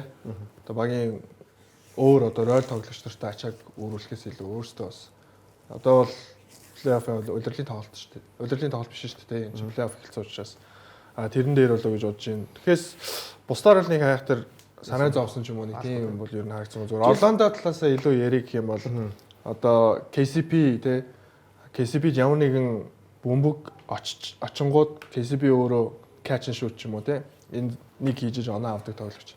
Cole Anthony бол өөрөө бөмбөгөө залж агаад өөрөө өсөө одоо товтлогоог гаргадаг энэ тоглож байгаа шүү дээ. Тэгэхээр Банкеро юм уу Франц Вагнер хоёрын аль нэг нь илүү плеймейкинг талдаа тоглож бусад багийнхандаа бөмбөгөө шеэрлж ингэж тоглохгүй бол өөр бусдаар бол нэг тийм хожих ямар ч боломж бол харагдахгүй юм л гэж би бодож байна. Тэгээд харамсалтай байна. Би бол өнөөдөр Джейсон Тейтмийн нөгөө жоохон сул тоглолтыг өөрөөсөө эхлүүлсэн юм уу ч нөгөө хамгийн эхлээд 2 фри руу шидэж алдаад эхэлсэн шүү дээ. Өнөөдөр. Тэгээд нийтдээ 4 фри руу шидүүлгийг нь алдсан шүү дээ. Тэгээд тэрнээсээ бол нэг араас жоохон сул зүгээр тэр юунаас жоохон сулаад цаашлаад. Тэгээд нөгөө хэд үнэхээр дэндүү сайн тоглолцсон л та бас. Тий. За тулгаа. Юу? Орлондо тал дээр яриа та тий. Бостон дээр юу хамтаа цөмөрөө. Орлондо нэг л хожих байх гээл үгсэж өнгөрсөн ордорсон. Тэгэл тэгэл өөр ярих юм байхгүй. Ер нь баясаа ер нь яах ёстой юм бол Орлондо цаашдаа энэ одоо плей-оффын цуврал дээр нь яа тоглох ёстой юм? Сая нөгөө нэгслэр ирсэн хөзөргүү гэдэг шиг яг үнэхээр хөзөргүүл байл та. Зөвөр магадгүй Сэлгэнээс нөгөө нэг хэн Cole Anthony нэг юм үнэхээр юм солиордог юм галзуурсан. Тэгэхээр өнөөдрийн зур тоглолтын ротейшнийг харахаар Сэлгэнээс Jonathan Isaac-ыг бас минутын дахиад 20 гаргачихвал бас боломжтой санагдсан. Би гэхдээ Joseph-ээс өөр холбогч байхгүй байгаад л харамсаж байна. Joseph-ээс өөр холбогч байхгүй. Detroit Pistons-ийн гарааны холбогч байсан. Detroit Pistons-ийн төвөнд хамгийн муу юм гарааны холбогч байсан. Баггүй. Тэгээ тийм тулч одоо гараанд гарсан 26 минутанд нэг шиднэ гэдэг чинь зүгээр үзээ зогсож шүү дээ. Зүгээр сайхан үзээ. Зоод авч ирээд бүр пасса яаж ял өгчөж байгаа. Тэгээд яг Банкеро, Вагнер хоёр статистик харах юм бол нэг нь 5 онцтой дамжуулт, нэг нь 4 онцтой дамжуулт хичээж байгаа. Боломжтой тий. Тийм бүх хичээж байгаа. Зөв би Орландо Мэжикийн суралт 1-2 хожил авахд юу хэрэгтэй вэ гэвэл За мэдээж тэр Колент нэг юм задгаа тоглолт, оноо авалт, сэлгэний оноо авалт чухал хэрэгтэй байна. Хоёр дахь зүйл нь зүгээр Бостон шиг хамгаалч шүү дээ. Боломж нь байгаа байхгүй яг үндэ. Тэгээ Банкеро, Вагнерой оноогаа бусна хамгаалж юм уу. Өөр одоо үнэхээр өөр боломж. Колентины плейний тоглолтод 18 минутанд 20 дан авсан байсан шүү дээ. Тэр шиг гэхдээ Бостон гэхдээ Колентиныг тэгж тоглохгүй байх та дураар нь хамгаалаад тий. Харин тэгээ Бостон харин Орландо Мэжик Причердийг 30 оноо авах болохгүй жишээ. 20 оноо. Дээр 30 оноо ч юм. Тэгж болохгүй байхгүй. Тэгэхээр юугаа нэг хий хоёр дээр хит анхаарсан байгаа зү. Tatum Brown тий. Porzingis 3 дээр. Тэр хоёрыг бол бас сайн. Бусдын нэг чи авраг баг штэ. Бүгдд нь талбайд гарсан бүхэнд анхаар гэдэг. Тийм эсвэл бүр золиосоо гаргаад зөвхөн тэр хоёрыг оноо авахгүй бусдын оноо ав гэд үзсгээр нүүдэл үнэхээр сайн шийддэг хүмүүс байна. Тэгээ өнөөдөр яг зөв Хаузер нэг олон тоглосон, олон минут тоглосонгүй, Корнет борсон. Тэр хоёр хүртэл гарч ийл нэг суушид идэл 20 авчгаар л чи. Олон боосны даваа тал нь өөрөө тэндээ байгаад байна л да. Бүгд анхаарч болох 3-4 хүн дээр анхаарсан ч гэсэндээ цаана байгаа тоглогч нар нь үнэхээр илүү байгаа учраас хүн хүрэлцэхгүй байгаа шүү дээ. За бүгд юу гарыг нөгөө Эмбидокийн хөтлөгчднөр юун дээр ихний шатн дээр таамууд гаргасан байгаа. Хабааж яах. Юу минийх Бостон 6 гэнэ. Тийм гэсэн. Тийм шүү дээ. Би бас тэгж Бостон 6 гэж хэлсэн шүү дээ. Нью-Йорк 6, Индиана 7 дээр чиний андуураад минийх рүү битсэн юм шүү. Тийм үү. За тэгээд 5 гэж нэг Клэлен 5 гэж нэг тий. За энийхээ Баясагийн харъя. Баясагийн адилхан уу? Нью-Йорк 6, Бостон 6, Индиана 7 дээр. Тэгээ Баясагийн Бостон 6 юм уу? Гүү үстэй. За Клэлен 4 гэж байна. За хэний харъя? Анарыг харъя. Анар Юу хэлсэн юм уу? Анар Клэлен 6 юу Milwaukee 7. Milwaukee 7 дээр байгаа. За Нью-Йорк 5 Бостон 4 дээр за бүр юу гүөх вэ? За тэний болохоор Cleveland 4, Indiana 5, New York 5. Бос чи бол ерөөсөө энэ Хурдан дууссан маа. айгүй хурдан дуусчихсан. Ямар хурдан дууссан. Кэс зүгээр 4 5 болтон дээрээс дуусчихсан. Тэгээ амраад байж юм уу? Нэг хожил аваад тэгэл. Би бол Лилердийг Ирэх чөл чөлөө тоглолтын дээр ирэхгүй болов гэж бодчих. 3 дээр л. би 3 дээр ингэж бодож байгаа тий. Тэгээд Яа, би яг ирчих юм бол суурсан юм жирнэ. Lillard амар trash talk хийсэн байсан шүү дээ. Halliburton-тэй. Тэгэхээр тэрийг би бол хараад юу нэг манай ирэх гээд байгаа юм байна л гэж бодсон. Тэгэхээр яг ирэхгүй хүн бол нэг хайхтар. Эсвэл одоо юу гэдэг би ирвэ байсан бол гэж ярьсан л одоо. Эсвэл би авдахгүй ирнэ гэсэн чинь. Яг өнгөрсөн жил Lillard байсан мэт. Янис байгаагүй шүү. Гэхдээ Lillard тажигдсан. Гэтэ ингээд одоо Milwaukee яалчгүй л оноо авалт хэрэгтэй байгаа шүү дээ. Янсаас өөр. Түүнч Lillard 23 оноо дуулчих. Lillard ирэхээр өөрөлтөө уусаа. Ирэх юм бол нөгөө Өнгөрсөн жил чинь Лилерд ганцаараа л алдсан. гэтээ бас хожид авсан шүү дээ. Юу? Хоёр. Тэгэхээр ирчих юм бол яг сунах гээд байгаа. Гой болох гэдэг. Гоё болоход сунах гээд байгаа. Яг нөгөө үзүүштэй гоё зур болох гээд байгаа. Тэгэхээр бол эхний хоёр бол хамаагүй шүү. Хожигдсон ч хамаагүй шүү. 2-0 гээд одсон ч Хамаагүй хоёр. Гүгөө нөгөө магадлалын хувьд талбай дээр буцаад 2-2 болох магадлал өндөр л гэж хэлж байгаа байхгүй. Боломжтой лидер ирчүүл гэж байгаа шүү дээ. Тэгээ тийм болохоор хэлж байгаа. Бүгдээрээ Гэтэ нөгөө нэг зөвхөн талбай дээр гарах чинь нэг өөр. Талбай дээр гарахад бэлэн болцсон гарах бас нэг өөр шүү дээ. Зөвхөн л эдгээл шууд гарч байгаа юм шүү дээ. Чи ингээд нөгөө багийн бэлтгэлд оролцсон те бас нэг мэдрэмжээ авцсан орж ирнэ гэдэг чинь бас нэг өөр. Тэгээд яг яаж ирэх юм гэдгийг бас мэддэхгүй байна шүү дээ. тэр бүгд харцгаа. Одоо нэг буулан явъя. Манай тэрийн Pepsi-гийн илүү тэмүүл те. Тэгээд improved player. За. Зөвхөн. За энэ удаагийнхаа булангаар бол OKC багийн энэ тоглогчийг онцлоо. Тэгээд энэ бол Aaron Wiggins гэх залууг онцлсан байгаа. За Aaron Wiggins бол 1999 онд төрсөн. Одоо 26 настай, 1.96 cm өндөр, 86 кг жимтэй. Maryland College-д 2018-аас 2021 он хүртэл тоглосон. NBA драфтын 2 дугаар тойргийн 55 дахь сонголтоор OKC багт драфтлагдсан юм тоглогч байгаа. Тэгээд 21-с 23 оны улиралд за OKC Blue гэдэг одоо багт G League-ийн багт болон за OKC багт ингээ хоёр талд гэрээгээр ерөөдөө тоглосон. За тэгээд энэ улирал бол талбай дээр нийтээ 23 минутыг өнгөрөөж байгаа. 12 оноо 3.9 сам 1.8 оноочтой дамжуултыг 48% давталгаатай 83% free throw 38% 3-аар шидэж байгаа. Ийм тоглогч байна. Тэгээд өнгөрсөн тоглолтод 21 оноо авсан. Ийм тоглогч байна. Тэгээд OKC-д байгаа бас нэг том давуу тал одоо супер баг хэмээн харагдуулаад байгаа зүйл бол яалч сэлгэн байгаа нэг 4 тоглогч 5 тоглогч гэдэг ингээр нөгөө ротейшнаа бүр ингээд амар одоо 10 хэдэн үний дипийн бүрэлдэхүүн байгаа юм л да. Тэгээд энэ бүх тоглогчдор нь баг 10-аас дээш оноо дундчилж байна. Залуу тоглох шүү дээ тий. Бараг 20 орчим минут бүгдээрээ дундчилж байна гэдэг ингээ харахаар энэ багийг ялчгүй маш сайн харагдуулж байгаа, маш сайн болгож байгаа нэг үүргийн тоглогч бол ялж байгаа юм байна. Тэгээ зөвхөн OKC-ч гэлтгүй юу н өөр багт хэрвээ. Одоо тэгтээ тэргүүл OKC сайжрах тусам тоглогч нар явна шүү дээ тийм ээ. Илүү газар илүү мөнгөө хийх гэж явна. Тэгэхээр энэ тоглогч бол дараагийн газараа ч юм уу Гой үргийн тоглогч болсон тий. маш сайн тоглогч. Өөрийн тоглогч гэхээсээ илүү магадгүй гарааны тоглогч болж магадгүй юм даа. Гэхдээ тий гарааны ихтэй нэг одоо бас Тийм яг үнэ тий. Шилгээнд байвал ер нь шилжиж 6 тоглогч өрсөлдөх хэмжээ. Орландо Мэжикийн гарааны тоглогч болох юм бол амар соноох чадaltaй. Дээрс нуусч сайн байна. Сайн маш сайн байна. Өнөөдөр нэг сонирхолтой бичлэг үзсэн. OKC-гийн одоогийн бүрэлдэхүүн ганцхан Ибакагийн солилцоор босцсон шүү дээ гэдэг. Тэгсэн чинь 9 жилийн өмнө 3-1-ээс хожигдоод юунд Warriors хожигдоод тэгээ тэрний дараа Ибакаг солисон. Олодипогоор солилцож. Тэгээд Олодипог болохоор Олодипо нэг драфт ирэх. Олодипог авдаг жилдээ драфтаар хэнийг авсан? Сабонс авсан. Тэгээд тэр хоёрыг нэг жил хамт тоглуулад Пол Жоржиг аваад Пол Жоржиг явуулаад Пол Жорж дээр бүх юм. Одоо шийдтэй хамт шийдтэй. Одоо хүртэл явж байгаа юм биш үү? Драфт нь дуусаагүй. Тэгэхээр ерөөсөө Ибакаас ихтэлтэй драфт юм. Ер нь бол тэгж яг үндсэн нэг сонгоо авцсан яг хэний солилцоор авчирсан бэ гэдгийг харахад зөвхөн Ибакийн солилцоо. Бусад тоглолтын болохоор өөр драфт ирэх, өөр солилцооны драфтсан. Сая нэр дурдсан хүмүүс байгаа даахгүй. Тийм. Тэр нь бол шийг авчирсан гэдгийг л онцолж байгаа. Тэгээ саяны Aaron Wicks-ийн гол онцлоод байгаа юм болохоор коллежтэй хангалттай удаан тоглолцсон. Гэхдээ NBA-д орохдоо 2 дугаар тойргийн 55 дахь сонголтоор орсон. Тэгээ зөв багтаа зөв газар очоод G League-тэй хөгжөөд өөрийгөө ингээ хөгжүүлж чадах юм бол ер нь ямар боломж цаашаа байгааг харж байгаа бах тий. Тэгэхээр магадгүй зүгээр манай инхий одод ч гэсэндээ ийм боломж бол байгаа юм технологи ихтэй байгаа гэдээс бас энийг оруулж онцлоо. За бүгдээ хэсгээр юмдаа гэж уулзцгаая. Тэгээд энэ биток тамд байна.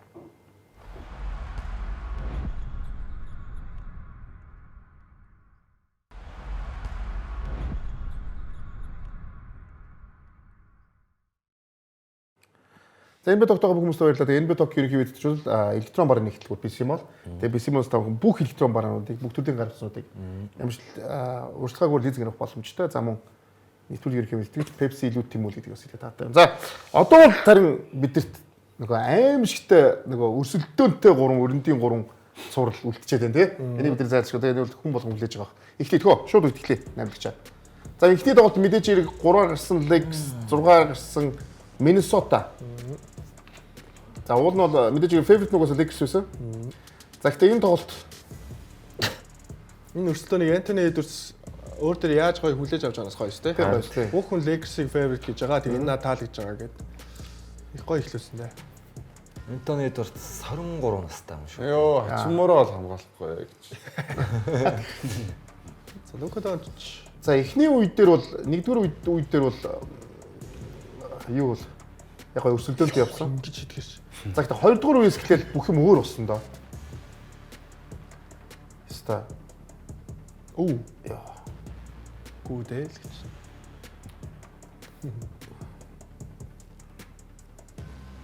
За ингээ Миннесотагийн бороо оруулдаг юу хэлсэн те. Бараг Ламело бол шиг шийдчихлээ. Энэ бол ер нь ойр ер нэг юм гэж плейоффтер ингэж аимшигтай шийдсэн. Нийтдээ тоглолтын турш 53% шийдсэн байсан шүү дээ. 42 шидэж 21. Тий. 50%. Яа.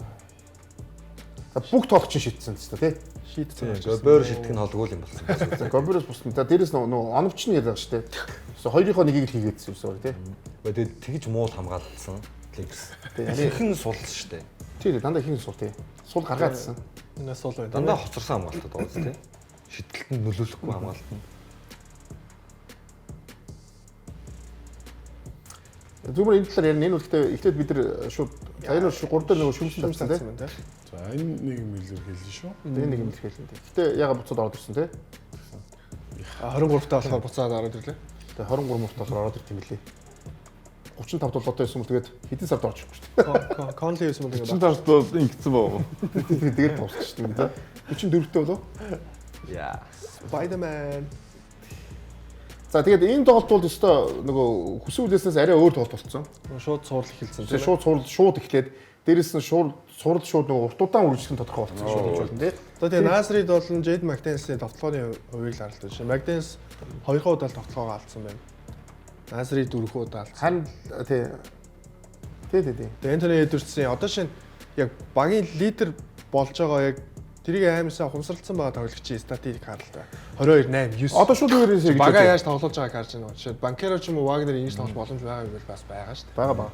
Өөрснөө ийм их анхаарлыг татаад тэгээ тэндээсээ бусад тоглогчдоор сулдаж чадж байгаа юм бас гоё юм харж байна. Би шууд юунаас ихтэй гэж бодож байна л да. Шууд чөлөөтэй яриад явчихараа заяа. Заавал заахгүй шууд чөлөөтэй яриад байгаа. Яг энэ тоглолтын дараа одоо бол хил мэдээл нөгөө Лос Анжелес Томбот бол үстэ алж чинь те таллаараа. Дээрэс нь Редик дээр бол их голцоо буруу өгч чинь. Өнөөдөр Мэжи Жонс хүртэл мэлцсэн те. Угаасаа удирдал сайн тоглосон ч гэсэн. Дээрэс нь угаасаа алдаа бол угаасаа шууд тасгаж өгч ирж байгаа. Хамгаалтын алдааг буруу сонгосон. Одоо хин дээр даабалт дээр давхар хамгаалдаг. Тэгснээ зууж бүх шууд. Энэ татаа шууд яриа явчихдгоо баясаа. Ер нь Лекси алдааг яриа явчихдгоо. Энэ тэр гейм плана хамгаалтын төлөвлөгөө, тоглолтын төлөвлөгөөг ахлуулж яаж гаргаж болно зөвөр хэрэгжүүл хэрэгжээг бол гэхдээ Миннесота Тимберлвулфсийн босод тоглолтын сурлалын турш ингэж шийдвэр өгдөг асуулт. Миннесота дээр Денвер Нагетс Anthony Edwards-ыг сурлалт ер нь жоохон хэцүү байдал тоглолдог үстэй. Дандаа даабл хийсэн баггүй. Бөмбөгийг Anthony Edwards-аас л хурдан гаргав. Гэхдээ Edwards нэг эсрэг нэг ямарч давгч хүчин зүйл болоод Edwards-ыг дагаад тоглолтын сэргээд. Яг зөв мэдээж өмнөх жилийнхэн сурлал ярих юм бол Миннесота хожсон. Гэхдээ Edwards-ийн тоглолтыг тодорхой хязгаарлаж хийсэн. Зөвхөн тийг мутгаараа зөвхөн Redick зөвхөн магадгүй зөвхөн бүх цэцлжуулагчид өмнөх жишээнээс өмнөх өөр жишээнүүдээс ч юм уу өмнөх туршлагаасаа судалгаа хийдэг, суралцдаг нэг дүгнэлт гарч байгаа. Тийм учраас зөвхөн өнөөдрийн тоглолтын зөвхөн Миннесотагийн үнэхээр азтай бүр хэтрүүлэн сайн шийдлээ шүү дээ. Тэгээ яг зөвхөн надад болохоор байгаа дасгалжуулагчид байгаа тоглогчдоо ингээ харахаар яаж ашиглах нь бас тоглогчдоос хамаарч төлөвөө гаргана шүү дээ. Лекс давхар хамгаалт очихгүй бол Эдвардсыг бүр тоглолтын хязгаарлах хүн байхгүй. Ганцаараа зогсоох юм байна. Лука хурдыг гүцэхгүй. За Леброн одоо хамгаалаад гүхэд хар чин яаж өөрөө товтлогоон дээр идэвхтэй тоглоход хамаг хичээл хамгаална. Ривс бол угаасаа Ривс плей-офф Лексийн сул тал. Хизээч давуу тал. Ривсийг яагаад плеймейкер энэ гэж Лекс өөрсдөө Лексийнхаа өөрсдөө одоо 3 плеймейкертэй баг маг гэж яриад би ойлгохгүй шүү. Ривсийг Ривс бол надад өөр хэцүү санагдаад байгаа байхгүй юу? Хитрхийн ингээд илээд байгаа учраас. Улирлын тоглолт өөр плей-оффын нэгт хамгаалтан дээр Ривс бол багийнхаа сул тал нь болно. Тэр энэ цувралын эхний тоглолтоос эхлэл мэдгэцсэн. Ривсийн өөдөөс давтал болохгүй гэж юу? Нэг одоо Jade McDaniels 11 довтлогоо оновчтой болсон 5-ын Ривсийн өөдөөс. Ривсийг харуул шууд бүгднгийнхэн сэрэлэн нүдлөл дайрж байгаа. Нэр хавар болж ин доо. Тэр дасгалжуулагч чинь баг зөвлөгөөнд юм боо. Чи ихтэй тулгаа аягаатаа энэ доор алуулж Зүгээр. байгаа. Гэтэ би суралт таамаг дээрээ би суралт Лекс таамаг өгсөн. 7 тоглолт. Суралт бол би Лекс 7 тоглолтын таамаг өгсөн ба. Би зүгээр Лексийн султлыг ярьж байгаа байхгүй. Лексийн султлыг ярьж байгаа байхгүй. Тэгэхээр Редик дасгалжуулагч Хачимураг хараа үстэй. Гүцэхгүй байгаа үстэй. Унжил шүү дээ. Үгүй тийм. Тэгэхээр ингээд хамгаалах хүн байхгүй байхгүй. Тэгэхээр яг л хоёул очихсон. Тэгэхээр хоёул очих хамгаалтын төлөвлөгөө боловсруулсан. Нөгөө талд Крис Винч дасгалжуулагчд хүзэр байгаа. Хамгаалтын тоглогчид их байгаа. Тийм учраас Крис Винч дасгалжуулагч Лука Дончичийг оноогоо авах гэд давхар хамгаалаагүй шүү дээ. Тэгэхээр бусд нь сулраагүй. Чи тэгэхээр Редикийг бол тэгэхээр яг зүгээр зөв гэж байгаа юм шүү дээ. Винч даабал тийм би бол Редик дасгалжуулагчийн тэр нь өөр сонголтгүй. Сонголтгүй гэдэг. Нэг хүн хамгаалах тийм хамгаалах потенциалтай тоглогч Лекст байхгүй гэдэг. Тийм учраас хоёр хүн очиж байгаа. А Крис Винч дасгалжуулагч болохоор Лука 40 оноо авах. А гэхдээ ядраах хүмүүс байгаа байхгүй. Нэг Александр Вокер тэгээ Макденс тэрийг очиод ингээд Эдвардс өөрөө ч байгаа. Тийм Эдвардс өөр ингэхэр чинь хэцүү боо. Тэгэхээр ингээд зүгээр потенциал нь л тийм байна тоглож штэ. Тэгвэл энэ талаас сууч л да. Тэнийгээс сууч л да. Тэгвэл за эхний саяны тэр нөгөө уул нь бол нөгөө өөр аргагүй болоод даабалдчих. Тэгэхээр даабалдаа гэхдээ ингэж амар сайн шидчихлээ те. Тэгэхээр энийг өөрсдөө илгүүл үлдээх бол ахиж ингэ шидэхгүй гэдээ үлдээх бол. Магадгүй дараагийн тоглолт дахиад энэ гейм планаа барьж магадгүй бах те. А хэрвээ үнэхээр дахиад фейлдэх юм бол одоо сая бас үнэхээр тоглолт одоо улирлын 82 тоглолт болгон дээр эсрэг баг нь одоо ингэж амар шидчихэ гэдэг тохиолдлууд ер нь бас баг гардаг шүү дээ тий. Аль болох ер нь 40-оос доош хувьтай ч юм уу тиймэрхүү 50-аас дээш хувьтай тоглосон тохиолдлууд ер нь ховор байдаг шүү дээ. Тэгэхээр магадгүй дахиад энэ гейм планаа үргэлжлүүлэх бах. А хэрвээ үнэхээр дахиад бүтлгүүдийн бол мэдээс магадгүй сольж магадгүй бах. Жишээ нь Эдвардс магадгүй Фэни Смитийг ч юм эсвэл Вандербилтийн ганцаарыг тавиад тэгвэл эсрэгээр Антони Эдвардс 40 оноогоо авах л дээ. Бусдыг хамгаалаад үзээ л да. Гэхдээ нэг юм байна. NBA-ийн тоглогчдыг сууж шийдвэх юм бол ер нь алдах юм уу? Ер нь хийх нь. Гэхдээ Яг сууж шийдэж байгаа шүү дээ. Дрэмэн байвал алдах. Яг Миннесотагийн тэгээд яг тоглогч харин тийм учраас яг Миннесотаос илүү байгаа дээ л да. Макдэнс маш сайн шийдэж чинь, Дивинченж сайн шийдэж, Назри сайн шийдэж чинь те. За тэгэхээр Лексийн хувьд бол бас том шалгууртай бас тулцсан байна. Гэхдээ За Андраас гоё асуу хэлээ. бүгд Лекс л гэж бодож байгаа. Гоё асуу шүү за. Тэгээ Андраа Асуух юм уу шууд хариулчих. Тэгвэл шууд явчих. Саяны гэтээ биний сайн асууж үндсээс үстэй. Редкийн гэсэн гейм план ер нь Яг нийт талаар зүгээр ийм байгаа. За Lakers 3 плеймейкертэй гэж ярьж штэ. За гэхдээ тэр 3 плеймейкер нь гурлаа гараанд гарчиж байгаа байхгүй. Тий. За Яг. Austin Reeves ягаад сэлгэнээс байж болохгүй гэж. Тэгэх юм бол Austin Reeves сэлгэнээс байх юм бол нэгдүгээрт хамгаалалт нь сайжирна. за Хоёрдугаарт 3-ын гуруула 3 бест одоо довтлогон дээр хамгийн шилдэг 3 тоглогч нь гараад Lakers сая тоглолт зурлын ихний тоглолтод 100 оноо авсан шүү дээ. Багаараа 15 оновчтой дамжуулт 13 бөмбөг алдалтыг хийлээ шүү дээ. Тэгэхээр довтлогоонд болсонгүй шүү дээ. Одоо жишээ нь би Лука Лебронтой багийг яаж бодсон 100-аас дээш оноо авах чадвартай гэж бодож байгаа байхгүй. Тэгэхээр чи 3 плеймейкерийг гараанд хийгээд ашиггүй байгаа юм чи ягаад Austin Reeves-ийг сэлгэнээс тоглож болохгүй юм бэ? Редк тим хийх бол ер нь Би яг дотор нь байгаа биш болохоор мэдэхгүй байна. дотор байвал хэлмээр Саналаа хэлмээр гэж. Тэгэхээр ганцхан хамгаалтан дээр ш тоглоом дээр бас асуудал бий болчихж байгаа. Тэ. Тэгэн готлоо Jackson Hayes-ийг гараанд гаргаад 8 минут тоглуулаад ахиж тоглуулаагүй. За тэрийгээ дагаад Minnesota ч гэсэн Rudy Gobert-ийг олон минут хийж чадсангүй л. Тэгэхээр за дараагийн тоглолтын дээр одоо McDaniels ч гэдэм үү Nazrid-ийг сайн тоглохгүй гэж ингээд үргэлжлүүлээд ийм өндөр өвдөж шидэхгүй гэж байна. За гэхдээ эсрэгээр нөгөө хэд нь сайн тоглож болно шүү дээ. Одоо Gobert сайн тоглож, Самбарт нь 2 хоо сайн тоглож болно ч гэдэм үү. Одоо ямар ч байсан Anthony Edwards нэг удаагийн бол нэг 50 оны тоглолтын Lakers эсрэг бол байгаа гэж байна. Тэгэхээр Руди Гобер байвал Лекс ашигтай байстай. Их байх тусмал Лекс ашигтай байстай. Үгүй Jackson Hayes Хам байвал ашиггүй болчих. ашиггүй болчихно. Харин зүгээр Timberwolves-ийн сул талыг сүүлийн жилд харж байгаа Гобер байгаа шүү дээ. Тэг Гоберийг л олсон ямар нэг байдлаар олсох. Тэгэхээр тэхийн тулд Hayes-ийг харин би гараанд байгаад л байгаад. Бүр хаваа бүр 5 дээр нь тоглуулаад ингээд бүр намхан ч үзэж болохоор байгаа. Зүр төсөөлөл доо. Тэр доороос Гобер яг нэг эсрэг нэг хүнтэй ноцолтоод хідэн довтлогооныхоо хэдийг нь оруулах вэ гэдэг асуулт байна. Би бас зүгээр ингэж бодож байна. Лекс л зүгээр аягүй ярьчлаа. Миннесотад юу ярих юм бол ойлгож байгаа юм чи. Миннесот бол энэ нэг ихнийхээ юугаар гейм планаар бол өөрсдөө нь саний гейм план хэрэгжчихсэн болохоор нэг өөрчлөхгүй байх. Өөрчлөхгүй шүү дээ. Тэгэхээр яг энийг ахаа хийх байх. Тэгэхээр яг хоёр тоглолт бол маш чухал тоглолт. Тэгээд бол Лекс бол заавал очих хэрэгтэй тоглолт. Тийм үстэй тий. Тэгжиж нөгөө цуур дутлах болох гэдэг шүү дээ. Лекс нөгөө хогонд явдаг хоёр дахь боломжийн төлөө тэмцдэг тоглогч аягүй цөөхөн байна. Тийм тоглогчтой үлдсэн. Тэгээд Vanderbilt-д их минут өгөхээр нөгөөх нь довтлогоон дээр бүр ямар ч нөгөө ажилгүй болчиход байдаг. Тэгэхээр ирээдүйд салжуулагч бол нэлээд толгоон л өвдөнөлтөө байгаа бүрэлдэхүүнний потенциал нь л угаасаа хэцүү байна л да. Одоо түрүүн Анар хэлсэн шүү дээ. Reed хин хоёрын шидэлтэн унах, McDaniels хоёрын шидэлтэн унахгүй бол Дивинчензо сая 6 оноо, Никелсон Рокер 7 оноос авахгүй. Энэ хоёр хоёулаа 15 он авчих потенциалтай тоглох бас. Тэгэхээр ингээд илүү deep roster бол Minnesota-д байгаа. Том одууд Lakers-д байгаа. Энэ л зөрүүтэй. Миннесотад тэгвэл цувралыг бүр хожин гэвэл ер нь баталгаа өгж байгаа нь хэрэг байгаа. Яг болно шүү дээ. Энэ ер нь хамгийн хэцүү Хамгийн чухал цуврал шүү дээ. шүү дээ. Яг бол хам хэлий гэхэлэр нөгөө хитрхи том нэрнүүд байгаа юм л да. Ингээл Миннесота очиж доо гэд хитрхи арай том нэрнүүд. Тэгэхээр яг тоглолтын агуулга сая одоо давуу талуудыг харах бол Миннесотад болж боломжтой байна. За бүгдээ дараагийн бас цувралыг харъя. Бас 7 тоглолт ер нь гарах боломжтой цуврал гэдэг юм. За шууд цөмөр юу горч. За мэдээж энэ бол администрын цуврал эхлүүлсэн бас шууд адилхан эхлүүлсэн тоглолт юм уу? Ингээд талбай дээр оноо. Тэгэхээр одоо шууд яриад авчиг гэж бодож байна. Бидний нөгөө ярьсан зүйл мөн нөгөө Houston Rockets-д оноо авдаг хүн яг дутна. Тэгээд Jalen Green-ийг яачих юм бол тэр биш л 15 тавталсан юм шиг. Нөгөө тэр 19 тавталсан. Айгуу мундаг хамгаалдаг тоглогчтой. Гэтэ оноо авч чадвар нь бага гэдэг те. Яг нөгөө суперстар хэрэгтэй гэдэг нь яг энэ яг плей-офф дээр гарна гэсэн яг л гартлаа. Шууд. Тэгээд Jalen Green-ийн нөгөө талаас нь Gary Payton юм уу, Jimmy Butler-ыг хамгаалчих юм бол тэгэл ганц оноо авдгийг авчих юм бол яг тэргээд хэрэгжүүллээ л дээ. А буцаад бол би ингэж бодож байна. Тэр өндрийн хувьд бол гэхдээ тэр бол давуу тал болсон шүү. Яг л offensive rebound 23-6 юу вэ? 50-36 гэдэг самбарта бүр алуулсан шүү дээ. Тэ хожихгүй байхаар ажиж гол байгаа. юм нэг Curry ч нэг юм өндөр Харин тоглолтыг хараа тулгаагийн элдгэр сэргэлээ баггүй юу? Тэгээ Сиднейд 30 авцсан тий. Хүссэн үнэ дуудаж ирээ заслаа гэдгээр хүссэн үнээс сонгоод өгч. Тэр өнөөдөр тийм өндөр байсан хүмүүс байсан ч гэсэндээ Curry заслаанаас гарч ирээ тэгээ дандаа ихийг нь бас оролт байлаа шүү дээ. Өндөр өн гараад ирж байгаа. Тулаад болчихсон. Тэгээд айх. Шидчин гээл гараад ирэн гут нь ингээд зөрүүл ганцлахаад орчих. Гэхдээ гейм план өөрчлөх үү?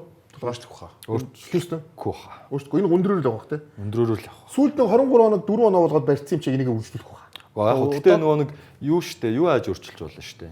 Аа 2 номер дээрээ таар хийсэн гэхгүйгээр яг дийлэн бүксийг байлгаж болно штэ. Бас. Йоо, Вамфлитийг бид нар ярьсан л да. Вамфлит өнөөдөр яг яалтч маш муу шийдсэн. 11-1 2 өссөн баха. Нийт шидэлт нь. 13 4-гүй сая. 3-аас 3-аас 11 тий. Тэгээ 3 цааш нийт нөгөө эвч чинь. Тэрнийх нь 13 шидэлсэн. Бараг тал шидэлтэн цовс болсон штэ. Тэр тань шууд. Уг нь ганц авраг авсан туршлагатай. Тэгээ эн чинь бас Houston Rockets ойлгох нэг үнцэг байгаа нь ихэнх тоглогчдын анхны плей-офф баггүй. Тэнгууд бас одоо Амин Томпсон өнөөдөр ингээд хийдэг юмнууд алдаад доороос нөгөө нэгээр алиуптай алдаад хоёр боломж үүсгээл алдаад тэр бол би жоохон биеийн тавираагүй сандрал байна уу гэж бодсон. Тэгээ би энэ тоглолтыг үзээд Houston Rockets сойчих юм байна гэж бодсон шүү. Цувралтай. Тийм. Надад бол бүр агуулга Houston. Би өөртөө ээж одоо одоо шинэ Би цууд удаан болсон анхны плей-офф байж болж байна те. Гэтэ идэж талбай дээр хийгээд байгаа байхгүй. Чи Golden State очиж штэ. Тэнд чи бүр өстө хүн амар юм хүлээж байгаа штэ. Тийм штэ. Юу нөгөө залхахад хүртэл хэцүү нэг тийм орчин ер нь хүлээж байгаа штэ. Амраасыг асуу гэж бодож байна. Ер нь бол цувралыг бол чи яг үзээ өнөөдөр нэг ихний тоглолтыг үзээд юу гэж харсан бэ? Би ихний тоглолтыг үзээд Houston-д хожих магадлал байгаа маа гэж бодсон. Цувралт. За яагаад гэвэл за 23 оноо доор орсны дараа за ер нь бусдаа талбаргаа дайрий. Тэгээ төвөдөө ашиглая гэсэн. Алдаа оноотой зүйлүүд Houston Rockets-ийн хөв зөндөө байсан. Гэхдээ тоглолтын төлөвлөгөөг хэрэгжүүлэх гэж үзсэн. 22 удаа давтгааны самбар авсан байна. Торгуулаас хамаагүй шидсэн буюу 20-ыг шидсэн боловч 11-ийн л амжилттай болголоо. За тэгээд залуу баг болоод тэр юм уу ер нь шийдвэр гаргалтууд маш буруу зүйлүүд айгүй гарсан. Тэр нь юугаараа харагдсан бэ гэхээр 19 мөмөг алт хийсэн байхгүй. Тэр нь хүчээр аваачиж сул биш багтан доошо дарж оронгуудаа одоо Стивен Адамсыг ч юм уу хэнийг сул биш багтан уг нь тэр паснуудыг айлын хамгаалт хүндсэн байхад ганц нэг паснуудыг задлаад 3 онооны шидэлтээр хийх юм бол Houston Rockets илүү гарч ирэх гээд байна. Үнэхээр шидэл. Jalen Green бол ерөөсөө энэ тоглолтод ерөөсөө байгаач угаасаа тоглолтын өмнө сэтгэл зүгээр ингээд плей-офф-ийн тоглолт гээд бүр угаасаа ингээд сэтгэл зүй бэлэн биш гарч ирж Өргөж чадсан гэж магадгүй тий. Магадгүй Jalen Green-ийн хооронд Суулгацсан бол тий бүр тий суулгаад Brooks-ийг гаргаж ирээ шидүүлсэн бол баг арай өөр илүү байхаар ч юм шиг. Ер нь бол хамгаалтан дээр Houston Rockets болцсон шүү дээ. Хэдийгээр Stephen Curry хин хоёр Jimmy Butler өндөр оноо авсан ч гэсэн баг 100 оноонд хүрээгүй 80 95 оноо. Зүгээр л Houston Rockets бутаа талбад бүр хүчээр биш яг үнэхээр илүү байгаа юмудаараа оноо аваад ганц нэг паснууд задлаад за мэдээж Вамфлитээс илүү их хүлээлт байна. Яг гэвэл хамгийн туршлагатай тоглогч нь гэж сая хэлж байна. Сул шидэлтүүдээ унгаах хэрэгтэй, сул тоглогчийг олж дамжуул шидүүлэх ёстой гэдэг ингээд найруулгыг нь Вамфлит хийх ёстой гэсэн юм зүйл. Өнөөдөр Houston Rockets гарааны 5 тоглогчоос гадна сэлгээс ерөөсө 3 тоглогч ажилласан. Угаасаа плей-офф гэхээр ротейшн хомигддаг. Би бол зүгээр ингэж Golden State Warriors ингэж бодож байна. Golden State Warriors-д яг нөгөө өнөөдөр Curry Butler 40 минут тоглож байгаа байхгүй. Энэ юун дээр мэдгэж чинь гэдэг нөгөө аюул нь мэдгэж чинь гэхээр 4-4 болонгууд унаад эхэлж байгаа. Суугаад эхэлж байгаа. Нөгөө 23 оноо чинь 4 оноо болж ирж тэр. Тэнгүүд нөгөө залуу тоглогчдод нь нөгөө ажиллах хэрэгтэй байдаг. Тэгэхгүй шүү дээ. Тэгээ Аз ууч шүү. National Kuminga байхгүй. Тоглохгүй. Өнөөдрөөс Азсан сүлд гисэн шүү. Сүүлд тэр яг хүсэн үлээсэн мүүдийн шидэлт унаад Potemkin тэр нэг ганц хоёр оролт дээрээс нь тэр самбар руу батгаад грин аваад хийдэг шүү дээ. Тэр чинь тоглолтыг хожигдчихж байгаа. Тэрнээс тэгээгүй тэр хоёрод оролцохгүй бол ер нь хожигдчихж байгаа байхгүй баг. Тийм, Steph Jimmy хоёр бүр яг сүлд ингээд яг бензин дуусчихсан тийм. Тэгэхээр нөгөө залуу тоглогчдын магадгүй хоёр дахь тоглогчдоос Kuminga Steve Kerr магадгүй нэг юм бодцсон байгаа байх гэж бодоод байгаа байхгүй. Магадгүй гаргаад ирж магадгүй. Гинт ороод ирэх магадaltaй гэж хараад байхгүй. Тэгэхээр бол тэрийг түлээж байгаа. Тэгэхээр яг энэ хоёрыг ингээд 40 минут тоглоод идэх юм бол аюултай л. Тэгээ дээрэс нь Вамфлитийг товтгооны орлогын аргалаа нийтдээ за 10 довтлсны 13 шийдсэн. Амраад 3 шийд. Тэгэхээр чин будагтай талбараа орж задлаа тэгээ тэндээсээ гаргаж явах үйлдэл ерөөс хийхгүй шүү дээ. Цэслаа аваад магадгүй 3-аас шийдэх юм уу. Тийм хуурд тесрэлт байхгүй. Гэтэ ядаж ороод Тэр чин бодогтой болохоор ороод ирсэн хүн рүү хумын шүү дээ тий. Тэгээ тэндээсээ ядаж пас өгч юм. Иймэрхүү юм ихвэл Бомсити яг хамгаалах амар ойлгомжтой болчиход шүү дээ. За манай шийдэн. Гэтэ бид нар маш тийм урт нөгөө удаан сурд үзэх баг. Дээрэс нь маш өндөр үнэ хамгаалтанд. Хоёул аль талд нь сайн багч нөгөө тийм ээ. 3-3-аар юу нэ бие хамгаалж байгаа. Тэгэхээр энэ үстэй юу ч болж магадгүй. Тэр их нэг дэх тоглолтоор бид бол юм дүгнж болохгүй. Бүгд шууд дараагийн бас аимшигтай болсон сурал руу орё гэж бодож байна те. Бас хамгийн бас таашгүй болсон сурал байгаа те. Бас тоо гейм зэв гэсэн те. Энэ маш. За ингээд ийм 3 сурал болдсон. Энэ бол хамгийн одоо өрөндийн хамгийн аюултай 3 сурлууд нэг. 3 дахь нь бол энэ яалтчгүй. Дээнүү талбай дээр клипс үлээж өгсөн тоглолт тийм ээ. 4-өр гарсан баг, 5-аар гарсан баг. За талбайн даваа тал Дэнүрт байгаа боловч тоглолтын эхлэлийг бол Clippers маш сайн тавьсан. Йоо. За энэ бол бас амар суул шүү. Эхний үе дээр 60-аас дээш оноо тэрнээс хойш энэ оноо бол багассан да. Би бол энэ сурвалжийг үзчихэд нэг гэсэн ер нь Clippers-ийн өдөөс ер нь Дэнүр л гэж тоолж чадах юм гэж бодсон яг гэсэн. Хамгийн өрсөлдөө үзүүлж чадах нь угаасаа Дэнүр л байсан юм байна гэдгийг тэр бол 100% итгэсэн. Өөр баг байсан бол ер нь алуулахаар байна. Үгүй өөр баг бол угаасаа өрсөлдөө өрсүүлэхгүй юм байл. Энэ Йокч байгаа тулдаа дэлхийн одоо хамгийн шилдэг тоглогч одоогийн байгаа тулдаа дээрэс нь өндөр ч дээ тийм чинь тийм болохоор энэ бас сарцсангуу тийм өндөр баг шүү дээ. Тийм болохоор үнэхээр Clippers-ийг юм өсөлтөө үзүүлэх юм байна гэдэг маш гой цуврал болох юм байна гэдгийг энэ тоглолтыг үзээд яг. Эхний тоглолт дээр хоцсон бүр зүг юм шиг тийм. Ер нь тийм шүү дээ. Хожигдсон бол тийм бүр шүү дээ. Эйгүү байна. Тэгэхээр эхний тоглолт аягүй зүгт хожлоо авчлаа гэж харсан. Тэр энэ бол нэлээд урт цуврал. Тэгэхээр саяны энэ 3 цуврал бол бидний үзэж байгаа нь өрөндийн 3 цуврал шүү дээ. Гуруулаа ер нь 7 тоглолт гарч гарах боломжтой юм 3 цуврал.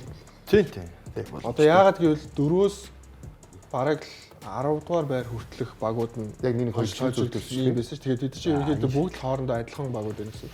За Рассел харин өрөө өгсөн дөө. өрөө өгсөн. Нөгөө плейнийхаа юуны тий түүхэн тоглолтын золио. Йокич түүхэн тоглолтыг сүйтгэцнээр өрөө өгсөн. Өгсөн. Яг хамгийн хэрэгтэй нэг шийдэлтний хамгаалт тий. Тэгээ хоёр чөлөө шилдэг гэсэн бас.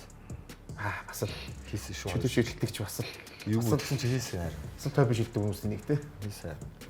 Рас ингээ болчихж байгаа юм аа одоо энэ цувралд ингээ өгөх юм аа гэсэн. Нэг тоглолт авчлаа. Хэрэгтэй нэг юм хайрцсан. Тэгэхээр энэ юу нэг 6 тоглолт тоглохгүй байх хэрэгтэй. Одоо цаашгүй тоглохгүй тий. одоо муруу өнгөрчүүл бас бүр муруу өнгөрчүүл тэгэл дууссан шүү харин. За энэ тэр энэ хамгаалт тий. Хоёр эртээ утга гэдэг байна шүү дээ. Энэ ихтэй хамгийн хэрэгтэй очлол авчиж байгаа маяг тий. Яг хамгийн зөв очлол авчиж байгаа тий. Тэ алт хаюултай байсан. Тий энэ үстэй яаж ч юм Хартан Кавай бол хийх хэрэгтэй юм дээ. Зүүбо зас хийжээ. амар. 13 сам юм уу тий. Нөгөө талд Йокчийг хамгийн сайн зогсоодог хүнийхээ эсрэг тэгээд 29-12 юм дээ. Тэ. За бүгд альнаас нэг гэж ярих уу? Clippers-аас ярих уу? Баясагаас эхлэе. Баясаа ер нь гоё яриач. Clippers сая юу болох вэ?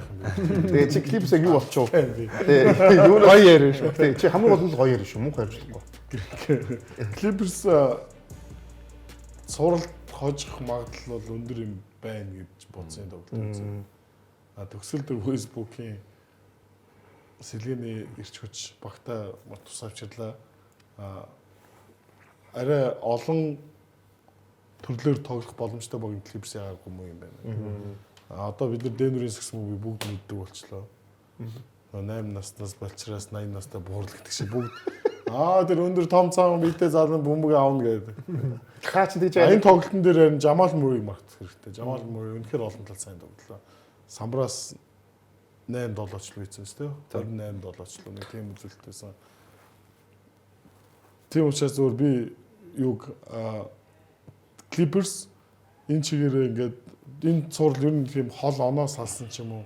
Нэг тэгж явахгүй. Ингээл зууралтаж ингээд явж байгаад цийн урттаа Clippers ажиллах юм шиг санагдсан. тулгаа. Адилхан би угаасаа Clippers таамаг өгсөн. Геймсэн юу? Гейм сэмгээ өгсөндөө бас буруутсч баг 6 тоглолтод юм болов уу гэж бодож шүү. Одоо зүгээр өнгөрсөн үйлрэлд нөгөө нэг ингээд Миннесотагийн эсрэг хариултдаг болсон байсан шүү дээ. Дэнүр яг тэр цогцноос гарах ямар ч үзэргүй. Энэ үйлрэлд байсан ганц үзэр нь Westbrook байсан. 2 эртээ утга. Тэгээ нэг эрен дээр ямар ч зааварцсан. Тэгээд нэг дараагийн тоглолтын дээр алах бах. Тэгээ урт тоглолтоос минут нь багасах бах. Тэгж идэл цуврал дуусах. Тэний өгч сая ямар муу хэлсэн. Алуусаа. За энэ чи өнөөдөр төвчээр халуулж байгаа. Алуус авиг угаасаа Эхлээд Легсэн фанат аваад дараа нь Westbrook-ийн фанатууд одоо халуулж байгаа ч гэдэг. Толгойн сэтлүүд. Энэ толгойн сэтэл Сая алуусаа. сая халуулсан. Энэ сая дуусч байгаа. Дэмэрийн фэнүүдэд үү? Чи баг годож Westbrook-ийн годож удаж явахдаа боломжтой байхгүй бол. Westbrook-ийн фэнүүдэд. Бид нар юу гаргасан шүү дээ. Энэ амар хоёр манай хоёр бол за дараа нь юм ярих гэж байгаа юм тий. За за энийг харчи. Харъя те. Арай одоо энийг харцаар ирэх. Та Би 7 ер нь дандаа тэр ихийг нь 7 6 дээр л тийм ээ те. ер нь яг адилхан л байгаа юм шүү. За баясаа бас 7 7 6 гэж тэр тий. За хин чи хин анар бүр 3 тоглолт 7 тоглолт гаргасан шүү дээ. Дэнвиг 7 тоглолт. Дэнвиг 7 тоглолттой шүү. Тэний болохоор 7 6 6. Тулгаа бас 3-ын 7 тоглолт гэсэн шүү дээ. Сүүлийн 3 бол тий. Ани уус энэ хамгийн амар шиг тоглолт болсон юм шүү дээ. 7 тоглолт гэсэн. Хожин гэсэн. Би тэгээ локад л итгээд байгаа юм тийм. Дэнвиг хожигсон байхгүй биш надад. Байхгүй те. Ер нь бол гэхдээ нэг юмд итгэж ингээл энэ 3 цуврал 3-аа ер нь 7 тоглолт гарна гэдэгт ихэнх нь итгэсэн юм шүү дээ. Тийм ээ. Угаасаа ихэнхдээ 3 цуврал. Угаасаа ихний дөрвийн хамгийн аимшигтай 3 цуврал. Таамаглаад яг үнэнгээл хэцүү шүү дээ. Тийм.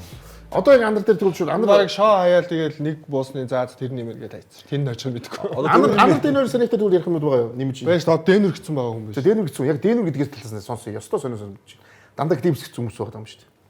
Яг хав Дэнвэр гэж бодсон л доо өнгөрсөн дугаар дээр хэлсэн шүү. Ганц Clippers хамгийн эвгүй матчаптай баг нь угаасаа яг Дэнвэр байгаа. Тэр үе дэмжиж байгаа. Тэгээд өнөөдөр Michael Porter Jr. бүр сураггүй алга болсон. Тий. 5 оноо байсан. Тэгтэн суурал ингэж явахгүй баг. Ер нь бол Дэнвэр яагаад NBA-гийн авраг болсон гэдэг нэг шалтгаан байгаа байхгүй. Тэр нь бол мэдээж Jamal Murray буюу үүргийн тоглогчтой маш хамааралтай. За тэгээд ер нь бол та нар ингэ харах юм бол Дэнвэрийн довтлогоо ер нь тийм их балансаа олцсон. Ер нь бол Clippers-ийг нэг довтлогоогоор аваа явуучих боломжтой гэж ерөнхийд нь хараад байна. Энэ гэхдээ яг одоо Дөнгөж тий. Дөнгөн хангалт хангалттай. Энийг гэхдээ бол хин үзэж байгаа? Амарч үзэж байгаа. Одоо энэ доор бол амарч Монгол ан шиг мундаг аналист байхгүй гэдээ бичиж байгаа хаа. Данс руу мөнгө явуулсан. За тэрийг яг Clippers гэсэн юм шүү дээ бас тий. Тий. Яг зөвөр яг Clippers гэсэн гэхээр баясаахын хэлсэнтэй аяга адилхан. Тоглох гээд байгаа сагсан мөнгөний яаж байгаа? Одоо аягүй сайн мэдж байгаа.